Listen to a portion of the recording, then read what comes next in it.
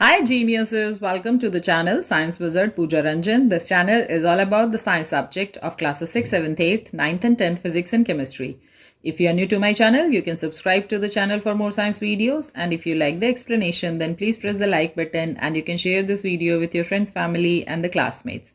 So the chapter which we are going to discuss today is of class 8, chapter 17, physics, refraction and dispersion of light. सो इस chapter पे मैं already 4 videos बना चुकी हूँ. सो उन सारे वीडियोस का लिंक मैं आपको डिस्क्रिप्शन बॉक्स में दे दूंगी. आप जाके उनको पहले चेक कर सकते हैं. और जो टॉपिक हम आज डिस्कस करने वाले हैं वो है लेंसेज. ठीक है.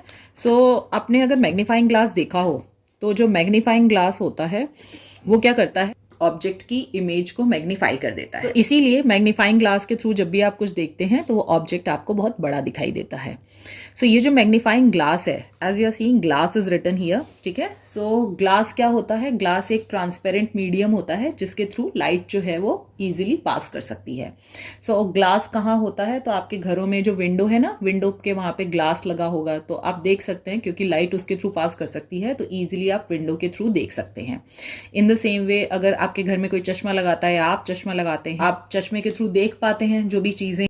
सो इसका मतलब आपके स्पेक्स में भी जो ग्लास है वो यूज किया गया है और इसीलिए आप उसके थ्रू इजीली देख पाते हैं. सो अगर आप मैग्नीफाइंग ग्लास को टच करेंगे उसके सरफेस को, या फिर आपके चश्मे में जो भी आपका ग्लास यूज हुआ है अगर आप उसको टच करेंगे तो आप ये देखेंगे कि चश्मे का ग्लास और जो मैग्नीफाइंग ग्लास होता है उसका सरफेस जो होता है वो स्ट्रेट नहीं होता. उसका सरफेस जो होता है वो कर्व्ड होता है. ठीक है. अब कर्व्ड सरफेस कैसा हो सकता है, या तो हो सकता है कि वो बाहर की तरफ बल्ज हो, बाहर की तरफ ऐसा निकला हुआ हो तो भी आप कर्व्ड कहेंगे, या फिर अंदर की तरफ ऐसे कंप्रेस्ड हो तो भी हम उसको कर्व्ड कहेंगे. Now the next thing is that कि जो मैग्नीफाइंग ग्लास है, ठीक है, उसके अंदर जो ग्लास है that is the lens. Okay. अब वो कौन सा लेंस है और किस ऑब्जेक्ट को हम लेंस कंसीडर करते हैं पहले वो समझते हैं. So lens is a transparent medium. ठीक है. लेंस कैसे होते हैं, ट्रांसपेरेंट होते हैं. Okay. So this is the mirror. Okay. आपको इसमें ऑब्जेक्ट की इमेज दिखाई दे रही है as you are seeing here. So जो मिरर होता है ना वो पीछे से पॉलिश्ड होता है, मतलब कि इसके थ्रू लाइट जो है वो पास नहीं कर सकती है. ठीक है. But this is the lens. Okay. So lens जो है वो ट्रांसपेरेंट मीडियम होता है and light can easily pass through it. और इसके थ्रू अगर आप देखोगे तो आप इजिली जो भी लिखा हुआ है वो पढ़ भी सकते हो. और दूसरी चीज आपने नोटिस की होगी कि जो भी लेटर्स आप इस लेंस के थ्रू देख रहे हो वो बहुत बड़े दिख रहे हैं साइज में as compare to the other letters. ठीक है. सो इसका मतलब कि ये सेम काम मैग्नीफाइंग ग्लास भी करता है. सो इसका मतलब मैग्नीफाइंग ग्लास में भी यही वाला लेंस यूज होता है.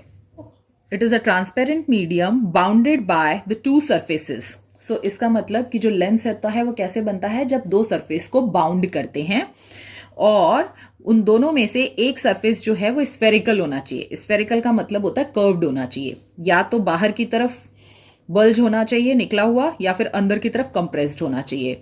सच जब दो आप ट्रांसपेरेंट सरफेस को एक दूसरे के संग चिपका दो, बाउंड कर दो, और अगर उसमें से एक स्फेरिकल है तो आप उसको लेंस कंसीडर कर सकते हो. सो इमेजिन करो कि ये वैसे मेरे पास मिरर है, but imagine it as a transparent object. इसके सरफेस को जब आप टच करोगे तो ये कर्व्ड सरफेस है, अंदर की तरफ कंप्रेस्ड है.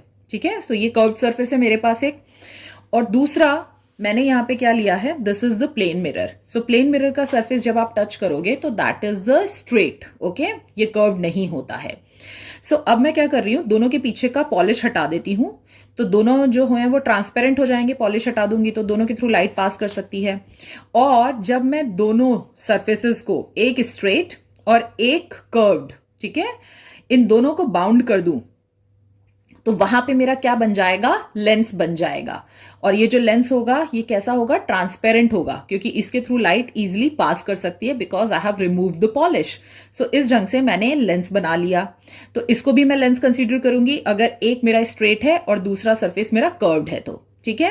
या तो मैं क्या कर रही हूं कि मैं दो कर्व्ड सरफेस लेती हूं, दोनों कर्व्ड सरफेस का जो बैक पोर्शन का पॉलिश है वो हटा देती हूं तो दोनों ही ट्रांसपेरेंट बन जाएंगे.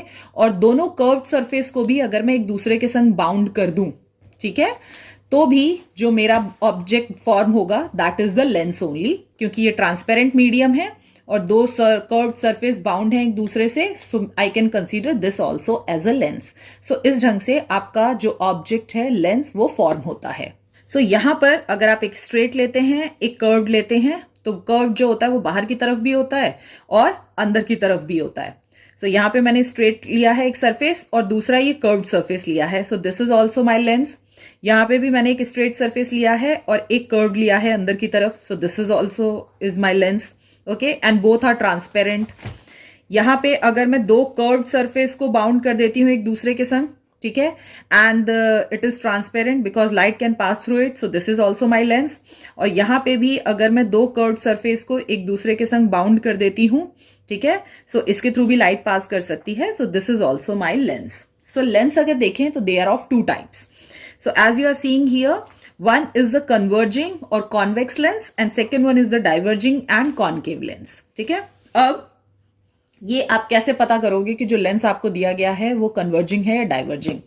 So first see the lenses. So this is the lens which this is the concave lens, okay, and this is the convex lens. So concave lens के थ्रू भी आप देख सकते हो ट्रांसपेरेंट मीडियम है, सो इस लेंस में दो कर्व्ड सरफेस को बाउंड किया गया है और इस वाले लेंस में भी दो कर्व्ड सरफेस को बाउंड किया गया है and they both are transparent, so that's why they both are the lenses. You can see through both of them, okay. But अब मैं कैसे पता करूं कि which one is my convex and which one is my concave? So मैं क्या करूंगी, I am going to touch the centre part of my lens. So जब मैं सेंटर पार्ट को टच कर रही हूं इस लेंस के, सो ये यहां पर थिक है और जो एजेस है ना इसके ये वाले, इनको जब मैं टच करती हूं तो ये बहुत पतले हैं। सो कोई भी लेंस जब आप टच करते हैं उसका सेंटर वाला पोर्शन अगर थिक होता है और जो एजेस हैं वो थिन होते हैं, सो ऐसे लेंस को आप कॉन्वेक्स लेंस कहते हैं। और दूसरा लेंस जब मैं देख रही हूं तो वहां पे जो एज मैं टच कर रही हूं, this is the edge of the lens, okay, जो कॉर्नर्स होते हैं बिल्कुल। सो ये जो है ये बहुत थिक है, पर जब मैं सेंटर में जाती हूं तो दिस इज वेरी थिन।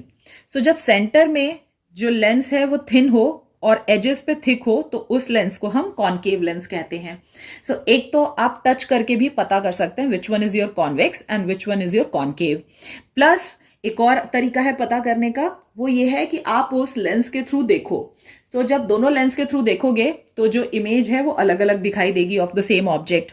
जो कन्वर्जिंग कॉन्वेक्स लेंस और जो डाइवर्जिंग कॉन्केव लेंस लिखा हुआ है, जब मैं आपको इस कॉन्केव लेंस के थ्रू दिखा रही हूं सो वो आपको बहुत छोटा छोटा सा दिखाई दे रहा है, शायद दिख भी नहीं रहा हो और ऐसा लग रहा होगा कि जैसे वो बहुत दूर चला गया है and it become very small. और अगर मैं आपको ये सेम चीज कॉन्वेक्स लेंस के थ्रू दिखा रही हूं, सो आप देख सकते हो कि ये जो कन्वर्जिंग लिखा हुआ है और लेंस जो लिखा हुआ है, तो लेंस देखो कितना छोटा है और कन्वर्जिंग आपको कितना बड़ा दिख रहा है थ्रू द लेंस। सो इसके थ्रू जब कॉन्वेक्स लेंस के थ्रू देखोगे तो वो क्योंकि मैग्नीफाई कर देता है, इंक्रीज कर देता है इमेज ऑफ एन ऑब्जेक्ट, सो इसीलिए उसको हम कॉन्वेक्स लेंस कहते हैं। सो कॉन्वेक्स लेंस के थ्रू आपको बड़ा दिखता है ऑब्जेक्ट और कॉन्केव लेंस के थ्रू वही ऑब्जेक्ट आपको बहुत छोटा दिखता है। सो अब मुझे बता सकते हो आप मैग्नीफाइंग ग्लास में कौन सा लेंस यूज होता होगा, कॉन्केव और कॉन्वेक्स? सो मैग्नीफाई मतलब इंक्रीज इन साइज।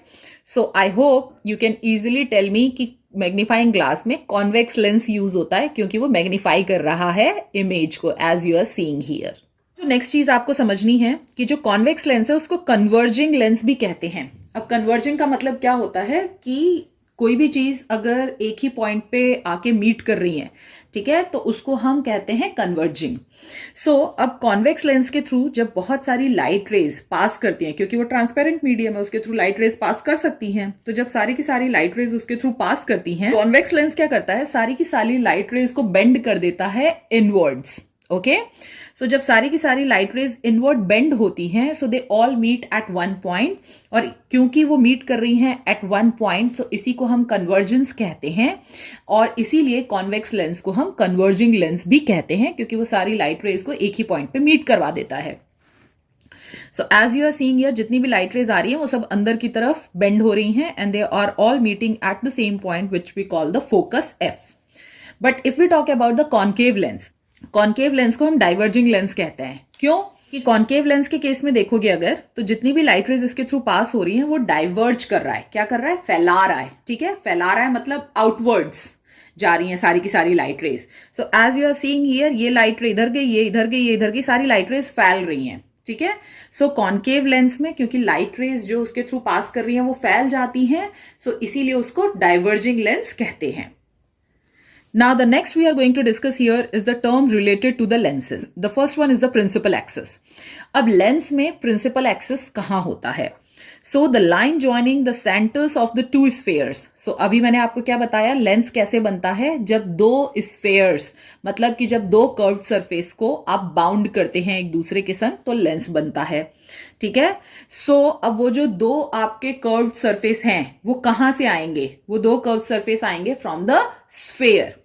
सो यहां पे as you are seeing in the figure, so यहां पे स्फेयर ड्रॉ नहीं किया गया है, यहां पर क्या ड्रॉ किया गया है? सर्कल ड्रॉ किया गया है। सर्कल और स्फेयर में क्या डिफरेंस होता है? आई होप आपको पता होगा। Circle is in the 2 dimension and sphere is in the 3 dimension. तो पेपर पे सर्कल ड्रॉ करके उसको काटोगे तो उसको सर्कल कहेंगे, बट अगर फुटबॉल की बात करें तो that is in the 3 dimension, so that's why it is called the sphere. Okay. So यहां पे जो आप देख रहे हो, जो आपका लेंस फॉर्म होता है, वो दो स्फेरिकल सरफेस से फॉर्म होता है। तो ये दो स्फेयर्स जब आप लोगे, सो दोनों स्फेयर्स का, क्योंकि वो राउंड हैं, तो उनका सेंटर होगा। ठीक है। सो इस स्फेयर का सेंटर ये है और इस स्फेयर का सेंटर ये है। ओके। अब लेंस कहां है इसमें हमारा? ये तो बहुत बड़ा स्फेयर है। तो लेंस कैसे फॉर्म होता है? उसी स्फेयर में से का जब दो स्फेयर एक दूसरे के संग बाउंड हो रहे हैं, तो यहां से यहां तक ये वाला पोर्शन बाउंड हो रहा है इस स्फेयर का, और ये इस स्फेयर का ये वाला पोर्शन इसके संग बाउंड हो रहा है। सो यहां से यहां तक जो स्फेयर का, दोनों स्फेयर्स का जो पोर्शन है वो एक दूसरे के संग बाउंड हो रहा है। तो दोनों स्फेयर का जो पोर्शन बाउंड होगा एक दूसरे के संग, वही तो लेंस बनाएगा ना। सो इसीलिए यहां से यहां तक का पोर्शन जो एक दूसरे के संग बाउंड हो रहा है दोनों स्फेयर का, उसी को हम लेंस कहते हैं। अब ये फिगर देख के आप इजीली बता सकते हो कौन सा लेंस है, क्योंकि ये बीच में से मोटा है, एजेस पे से पतला है, तो इसको हम कहते हैं कॉन्वेक्स लेंस। सो ये कॉन्वेक्स लेंस है। ठीक है। सो क्योंकि ये जो लेंस है वो दो स्फेयर्स के पार्ट से बना है, सो उन दोनों स्फेयर के जो सेंटर हैं उन दोनों को जब आप ज्वाइन करोगे, so that is called your principal axis of the lens. In the same way अगर कॉनकेव की बात करें तो कॉनकेव लेंस कैसे बनता है? जब दो स्फेयर्स लोगे आप, ठीक है, बट यहां पर जो दो स्फेयर्स का कौन सा सरफेस जो है वो बाउंड हो रहा है एक दूसरे के संग to form the concave lens. So आप देखोगे इस वाले स्फेयर का यहां से यहां तक का सरफेस बाउंड हो रहा है और इस वाले स्फेयर का यहां से यहां तक का सरफेस एक दूसरे के संग बाउंड हो रहे हैं। तो ये वाला जो लेंस है आपका यहां फॉर्म हो रहा है। ठीक है। So as you are seeing this lens, so ये बीच में से पतला है, एजेस पे से मोटा है, सो that's why this is called the concave lens. और इन्हीं दोनों स्फेयर्स जिनसे कि ये लेंस बना है, इनके सेंटर को जब आप मीट करवा देंगे तो that is called the principal axis. Now second is the optical centre. What is the optical centre of the lens? So जो ऑप्टिकल सेंटर होता है लेंस का, वो पॉइंट होता है on the principal axis such that the ray pass through it does not go any deviation। ठीक, यहां पे अगर आप रे डायग्राम देखोगे, सो ये आपका कॉन्वेक्स लेंस है। ठीक है। अब कॉन्वेक्स लेंस में when you divide the lens into two parts from here as you are seeing the dotted line, ठीक है, और ठीक उस लाइन का जो सेंटर होगा, ठीक है, that is the O which is mentioned here. So इसी को हम लेंस का ऑप्टिकल सेंटर बोलते हैं। लेंस का ऑप्टिकल सेंटर जो होता है वो प्रिंसिपल एक्सिस पर होता है, और जो भी लाइट रे आपके ऑप्टिकल सेंटर के थ्रू पास कर रही है वो कभी भी बेंड नहीं होती है। ठीक है। Whether it's a concave lens और कॉन्वेक्स, वो बिल्कुल स्ट्रेट लाइन में पास करती है। तो कोई भी लाइट रे अगर बेंड नहीं कर रही है और स्ट्रेट लाइन में पास कर रही है लेंस के थ्रू, सो जिस पॉइंट से वो पास करती है that is called the optical centre. In the same वे यहां पे भी कॉनकेव लेंस में जब आप इस लेंस को 2 पार्ट्स में डिवाइड करोगे, तो वो जो लाइन आपने जिसको में डिवाइड की है उसका जो ठीक सेंटर पोर्शन देखोगे, तो that is called the optical centre of the concave lens which is called the O। और इसमें भी जब लाइट रे इसके थ्रू पास कर रही है, तो देखो बाकी की सारी लाइट रेज जो हैं वो आउटवर्ड डायरेक्शन में बेंड हो रही हैं, बट इसके थ्रू जो लाइट रे पास हो रही है वो डेविएट नहीं होती है। सो हमेशा याद रखना, ऑप्टिकल सेंटर जो होता है लेंस का वो प्रिंसिपल एक्सिस पे ही होता है, और इसके थ्रू जो लाइट पास करती है वो कभी भी डेविएट नहीं होती, भले कोई भी लेंस हो। Now if we talk about the principal focus, ठीक है। अब इसको प्रिंसिपल फोकस क्यों कर रहे हैं, क्योंकि ये जो लाइन पास हो रही है ना through the optical centre, this is the principal axis. Okay, so ये प्रिंसिपल एक्सिस होता है लेंस का। अभी हमने पढ़ा था ना, optical centre of a lens is a point on the principal axis. So ये प्रिंसिपल एक्सिस है आपका, इसके ऊपर ये जो पॉइंट है यहां पर, this is called the optical centre. In the same वे इस लेंस का प्रिंसिपल एक्सिस कौन सा है, ये, ठीक है, और इस पे आपका ऑप्टिकल सेंटर है, ठीक है। तो प्रिंसिपल फोकस जो होगा वो कहां होगा, हमेशा on to the principal axis, that's why it is called the principal focus. Now focus कहां पे होगा किसी भी लेंस का, सो फोकस वहां होगा जहां पे कि उसकी लाइट रेज मीट करेंगी। सो क्योंकि ये कन्वर्जिंग लेंस है तो ये सारी लाइट रेज को कन्वर्ज कर देता है, मतलब इनवर्ड बेंड करवा के मीट करवाता है एक पॉइंट पे। सो इस पॉइंट पे कन्वर्जिंग लेंस के केस में सारी की सारी लाइट रेज मीट हो रही हैं, सो ये इसका फोकस है। बट अगर यहां पे कॉन्केव लेंस के केस में देखें तो सारी की सारी लाइट रेज तो डाइवर्ज हो जा रही हैं, फैल जा रही हैं, तो वो मीट कहां करेंगी, सो इनको आपको वर्चुअली मीट करवाना पड़ता है, as you have seen in the plane mirror. So जब आप इनको पीछे की तरफ वर्चुअली एक्सटेंड करेंगे, so they all meet at this point and this is called the focus of the concave lens. And next is the focal length. ठीक है, so the focal length is the distance between the optical center and focus of a lens. Distance between the optical center and the focus of a length. So the distance between O and F is called the focal length of a lens. And here the distance between O and F is called the focal length of the lens. ठीक है, जितना thicker होगा lens, ठीक है, उतना ज्यादा light rays bend होंगी और उतना उसका फोकल लेंथ कम होगा। ठीक है, कि अगर मान लो this is the thickness of the convex lens, ठीक है, अब मैं कॉन्वेक्स लेंस की थिकनेस को बढ़ा दूं, इसको और खूब मोटा कर दूं, तो मैं इसको जितना मोटा करूंगी, ठीक है, तो लाइट रेज जितनी भी इसके थ्रू पास हो रही है ना, वो और ज्यादा एंगल से बेंड करेंगी। ओके, सो जितना थिकनेस होगा उतना ज्यादा लाइट बेंड होगी। ये हमने पढ़ा है in the refraction. So refraction में हमने क्या पढ़ा था कि जब लाइट एंटर करती है from one medium to another तो लाइट रे बेंड होती है।